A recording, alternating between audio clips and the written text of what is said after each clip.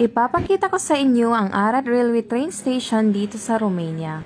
Pagdating nga pala ng train namin galing sa Gheorghe ay umakyat na kami sa escalator at ito ang second floor ng train station. Nandito na rin ang waiting area at mga gate kung anong line at dadaan ng train na sasakyan. Sa baba ng train station ay dyan mo makikita ang ticket office kung saan ay pwede kang bumili ng ticket kung pupunta ka ng ibang city ng Romania like Cluj, Timișoara, Bucharest at iba pa. Pwede ka rin mag-train from Arad to Hungary. Dito sa baba ng train station ay meron ding bakery, vending machine, pwede ka rin bumili ng coffee, at meron din silang CRT. At yan naman ang escalator papunta doon sa waiting area.